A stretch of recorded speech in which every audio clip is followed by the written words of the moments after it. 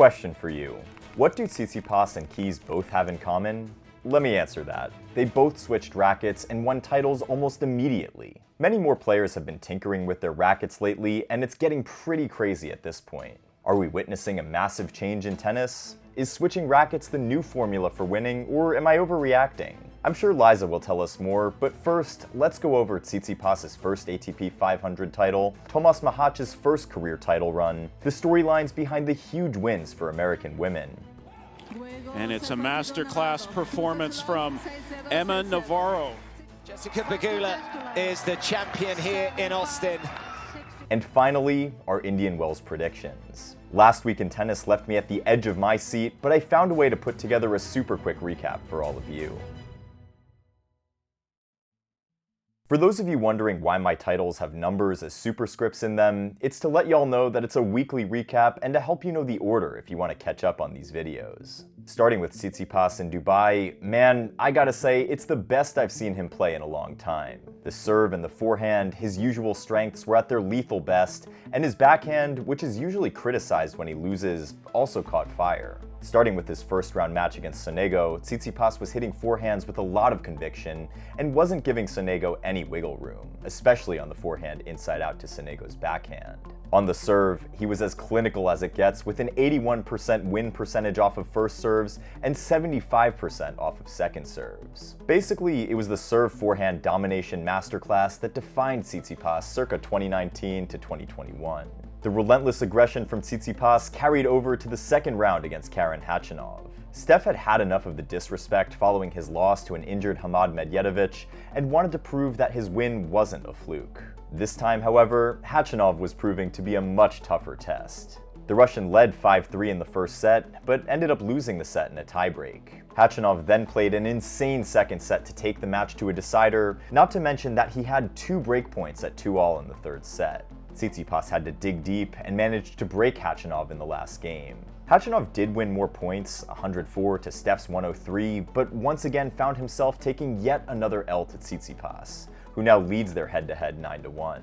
It was a huge win for Tsitsipas as he joined this exclusive list of active players with 350 or more wins on tour. Tsitsipas then faced a resurgent Matteo Berrettini in the quarterfinal, and in terms of match dynamics, it was very similar to the match against Khachanov. Tsitsipas wins the first set in a tiebreak, goes MIA in the second set, and then comes back to break his opponent at the last minute to seal the deal in the third set. The match was close in so many ways. The forehand-to-forehand exchanges were brutal, raw power between 2 of the best forehands in the game. Berrettini, however, did a much better job at protecting his second serves. The Italian had his chances, but couldn't take them. And guys, before you get on me here, I'm going to be talking about Berrettini and his decision to hire Jannik Sinner's former fitness trainer later on in the video. Tsitsipas faced Griekspoor in the semis. The Dutchman had just saved match points to beat Medvedev in a comeback win the previous day. However, he fell short against Tsitsipas, who broke him late in the first set and early in the second to win in straights and book a ticket to his third Dubai final. Yet another shot at an ATP 500 title. Standing in the way this time was Felix Auger-Aliassime. Felix needed 3 sets to beat every single opponent on his way to the final. Safe to say, he'd been playing a lot of tennis. From beating Bublik in a close first round, to wins over Borges, taking down a 36-year-old Marin Cilic, who, by the way, had just gotten his first top 10 win in years, to coming back from a set down to beat Quentin Alice in the semis. Felix's resilience was on full display all week as he earned his way into his 3rd final of the year. Steph and Felix both showcased their ability to earn as many attacking forehands as possible. A few games into the first set, Felix already looked like the much sharper player and even had a couple of break points early on. However, Felix kinda lost his way midway through the set at 3-all. Up 40 love on serve, Felix somehow lost that game thanks to 2 missed forehands, a double fault, and some Tsitsipas magic. Felix attempted to break right back, but Tsitsipas held firm before breaking Felix again to take the first set 6-3. The scoreline didn't indicate how close the set was, though. The major differentiator for me was that Steph was by far the much better player under the pressure points. When it mattered most, Steph was winning so many points without even hitting a backhand. The runaround footwork was just that good. But when he was forced to hit backhands, he was either finding a lot of depth on the return or setting up his forehand with the shot, especially towards the end of the first set.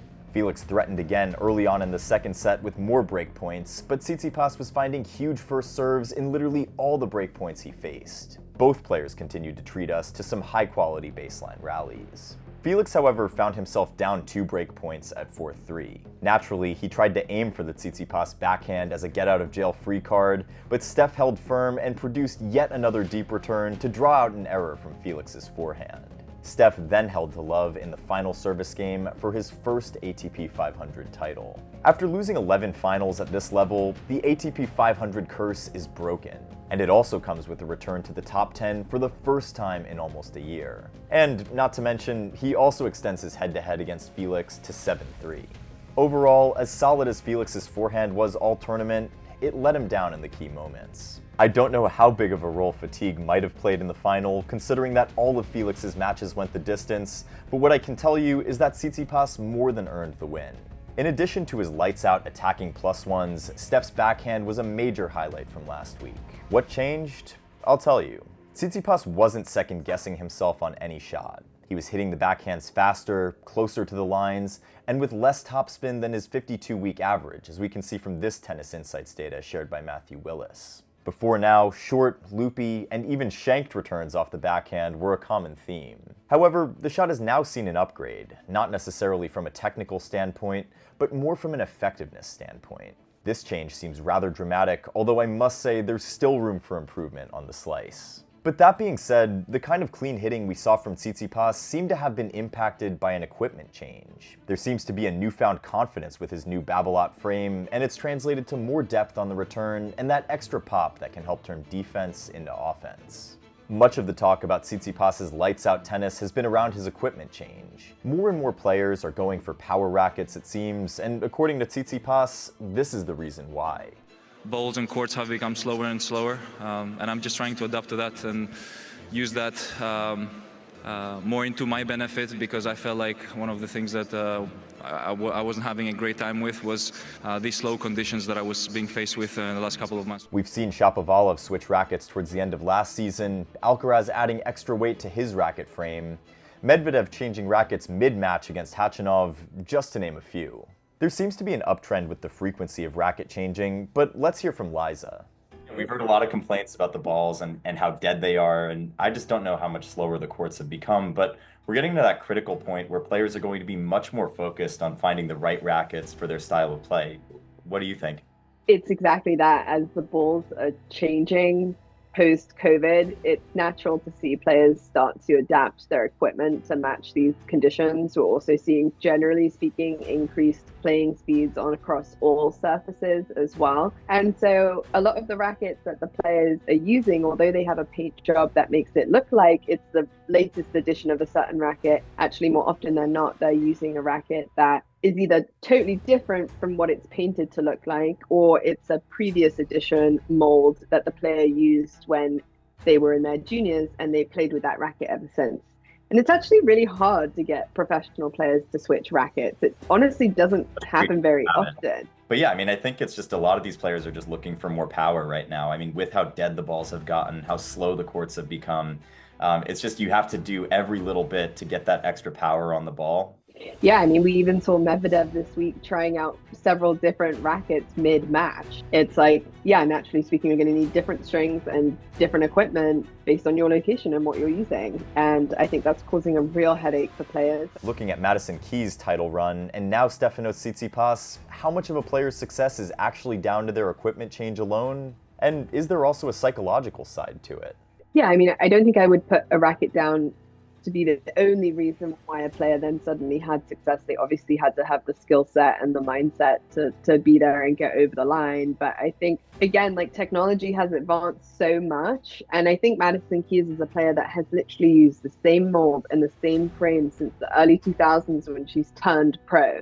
And you sort of start to think like how the game has evolved with strings and surfaces and literally everything else, that it's kind of curious why a player's racket wouldn't evolve with them, that they, wouldn't kind of make upgrades and tweaks.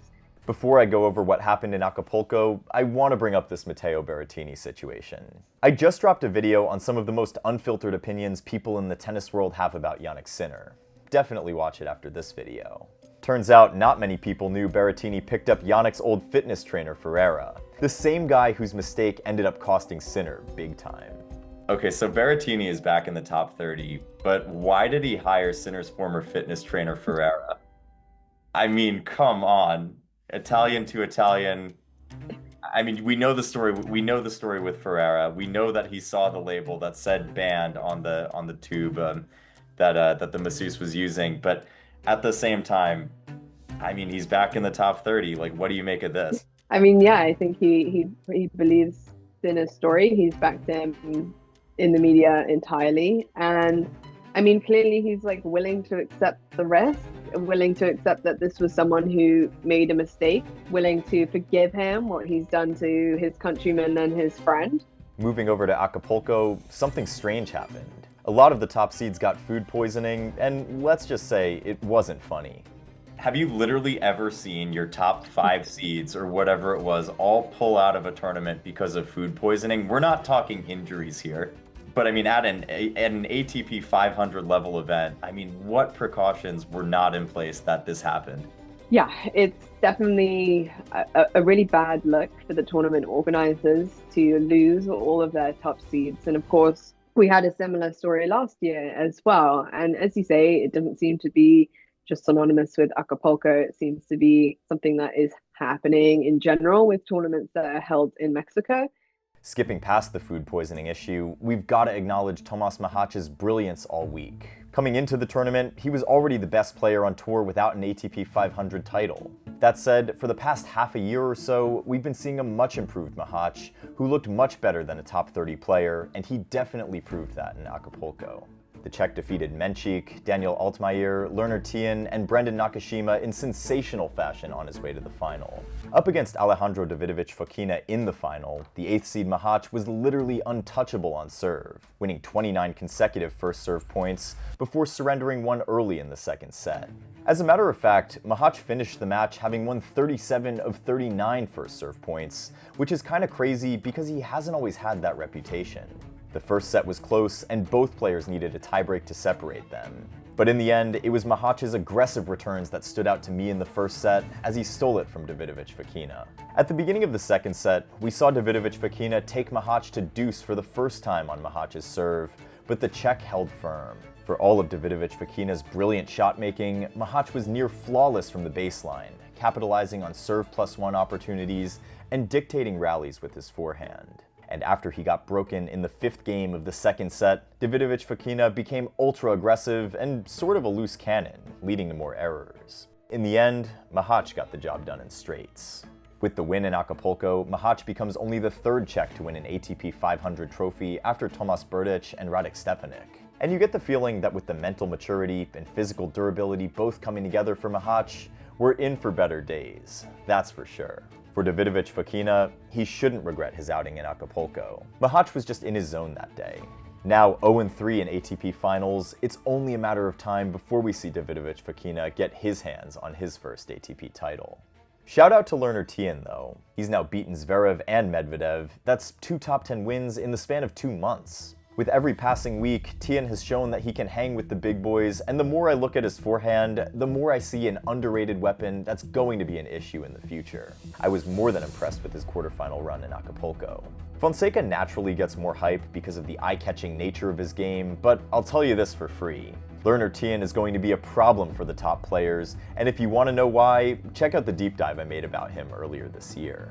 Over in Santiago, Laszlo Djere stopped Sebastian Baez from winning back-to-back titles on clay thanks to a 3-set thriller. Djere, who was outside the top 100 heading into the tournament, had been impressive all week. He took down the top seed Francisco Cerundolo in the semis and set his sights on doing the same against the number 3 seed Baez in the final. Djere broke Baez in the first game of the match before surrendering the break back in the 4th game. Watching the match, I felt like both players were doing a great job opening up the court and stretching the play with their forehands. Djere's forehand, however, was doing more damage, and soon enough, he recovered the break and served out the first set. Baez upped his level in the second set, and we saw his more aggressive stance on the return pay dividends as he was doing a better job at neutralizing Djere's strengths and forcing him to play more backhands, which invariably led to more errors. Baez broke the serve right at the death and closed out the second set on serve. The third set, however, came with more drama. Jedi and Baez traded 4 consecutive breaks of serve from 3-2, with Jedi failing to serve out the match at 5-3 after a costly double fault brought Baez back on serve. It looked like the pressure had finally gotten the better of Jedi when Baez then held to love for 5-all, until Jedi stormed back to win 8 of the final 10 points to clinch his 3rd ATP title and his first since 2020. It was also Jedi's 150th win on tour, and with it comes a return to the top 100. Jedi has now also won 10 of his last 11 matches on clay, and I have to say, his stock is on the rise. I've never really thought of Jedi as a clay court guy, but it's kinda crazy to think that he actually beat 2019 Dominic Thiem on clay in Rio. Seeing the Serb's track record on the surface, and his performances in Santiago and Buenos Aires, you might want to keep him on your radar for Monte Carlo. He definitely has some upset potential in him. And it's also nice to see how far he's come since elbow surgery last year. Zooming over to the WTA, guys, I had a blast in Austin working as an MC and video producer for the tournament, and it was even cooler meeting so many of you on and off the court around the grounds. McCartney Kessler is one heck of a tennis player. I have to say that. Yeah. She's just been playing out of her mind like the past 6 months. She's won her first 2 career WTA titles, and she made it made to the finals in both singles and in doubles. And it was great to see. The stands were packed pretty much every day. Christo van Rensburg runs a great show, a great tournament. And honestly, they run this tournament like a 500. They were burned when Keys had to pull out because they couldn't have 2 top 10 entrants. Yeah. And this is a tournament that has the resources to make that upgrade. So it's something that I wouldn't be surprised in the future if that happened. When it came to the tennis action, we saw some high-quality tennis in the final between Pegula and McCartney Kessler. JPEG started the match on the front foot, getting the early break, but she then lost 4 games in a row, and Kessler suddenly found herself 2 games away from taking the first set. Unfortunately for McCartney, though, the errors began to creep into her game, and she ended up losing the set 5-7 after going up 30-love on serve. With the momentum now on her side, Pegula sealed the deal in a relatively straightforward second set. Jessica Pegula is the champion here in Austin. It's the end of a 3-match losing streak for the world number 4 in finals. But that said, it wasn't exactly the best service display from either player. They weren't getting the most from their first or second serves, and we didn't even see an ace all match. Pegula's defense was solid for the most part, but I think with a little more offense added to her arsenal, she can push for slams. I'd love to see her pull off a Madison Keys moment at the US Open. Unfortunately for many viewers in Austin, it seemed like not everyone was thrilled with the green courts. What did you think of the green tennis courts? Because from a TV viewing experience, that was bringing up some discussion online. It's tough to say. I think mentally, when you have a little bit more contrast, you have a little bit better spatial awareness of just where you are on the court. And maybe that goes by the wayside a little bit when you're on a court that's pretty monochromatic. But yeah, again, nobody really complained about it on the player side, at least that I heard. Jetting off to Merida, we saw the top seed Emma Navarro lift the biggest trophy of her career. Emma crushed everyone in straight sets, but in the final against Emiliana Arango, it was a total demolition to say the least. And to be honest, I'm not sure there's much to analyze from a double bagel scoreline. Arango had been riding the hot hand, winning the 125K tournament in Cancun before coming through qualies in Merida. On an 11-match winning streak and having played about a dozen matches in just over 2 weeks, Arango had clearly emptied the gas tank, but even at that, Emma's tennis was on another level, and I'm not sure how much would have changed. The American dominated Arango in virtually every department, dropping only 11 points the entire first set. There's nothing Arango can do about that. Emma then picked up from where she left off in the second set, and soon enough, the match was put to bed after 55 minutes. And it's a masterclass performance from Emma Navarro. Emma is only the 5th player since the year 2000 to win a final with a 6-0, 6-0 scoreline, and you only need to see the stats for yourself. 0 break points for Arango, and some unenviable service stats on top of that. But make no mistake, Arango has had a brilliant couple of weeks, and the reward for that is a massive upgrade 53 spots up and into the top 100 for the first time. Looking at the rankings updates, on the WTA side, Ajla Tomljanovic also returns to the top 100 after reaching the semis in Austin. Meanwhile, McCartney Kessler breaks into the top 50. Emma Navarro moves up to number 8, while Mira Andreeva drops out of the top 10. Katie Boulter drops 12 spots down to 38 after not playing over the last few weeks, while Yuan Yue slips down to number 68 after failing to defend her title in singles. That said, she did lift the doubles trophy in Austin with Anna Blinkova, so good for her. On the men's side, we have Stefanos Tsitsipas returning to the top 10 for the first time in almost a year. The one-handed backhand isn't dead yet, y'all. Elsewhere on the table, Tomas Machac breaks into the top 20 for the first time thanks to the insane title run in Acapulco. Brandon Nakashima finds himself 9 spots up to 33 after reaching the semis in Acapulco, while Davidovich Fokina finds himself back in the top 40. Quinton Alice breaks new ground and hits a new career high, and the same goes for Lerner Tien, who rises 15 spots up into the top 70. It's also a happy return to the top 100 for Laszlo Djere at 74, but unfortunately, we can't say the same for Alexander Bublik, who drops 31 spots down to number 82. And now, time for our Indian Wells predictions. I'm still going with Swiatek or Andreeva as my women's winners, and Alcaraz as my men's predicted winner. I'll agree with Alcaraz just because the men's side has just such a gaping hole in the draw without Giannis up there. Yeah. But on the women's side, and I say this just after watching Pegula play this week in Austin and watching her win the title here, and I don't want to say she did it easily. She absolutely battled. What a really impressive tough 3-setter against Ayla Tomljanovic. But at the same time, she's playing out of her mind. I would like her just as my favorite to win and carry some of that momentum from Austin. What about Djokovic? What should we expect from him considering his physical limitations and priorities at this point? Honestly, I don't really know what to say here at this point. Whenever we say it seems like Novak is going to struggle to win matches, it always seems like he puts together some sort of crazy run. And not to mention, with Jannik Sinner out of the draw, you could say that bottom half is going to be pretty wide open. Can Medvedev surprise us again? I'd say that depends on the court conditions. We know that Indian Wells is going to play a little bit faster this year compared to last year, and that the surface has been changed to more replicate what we're going to see at Miami after that. That said, I think Medvedev is still tinkering with his game, and I just don't know how much pace he's going to be able to generate against the top guys. Can Zverev push for a number 1 with great results at the Sunshine Double? Again, with Jannik Sinner out of the fold, I'd say his chances are as good as they've ever been. As far as Americans to look out for, the two that I have my eyes on are Ben Shelton and Tommy Paul. I feel like Ben Shelton is just honestly due at this point for a good result. I think he's going to be fired up to be playing in that atmosphere in Palm Springs, and I'm just expecting a big run from him. Liza's going to be at Indian Wells this week, and we're going to look forward to hearing from her and what she's up to around the grounds. And as always, if you loved this video, be sure to like and subscribe, and let me know the topics or players that you want me to cover in the coming weeks. I can't wait to read your comments.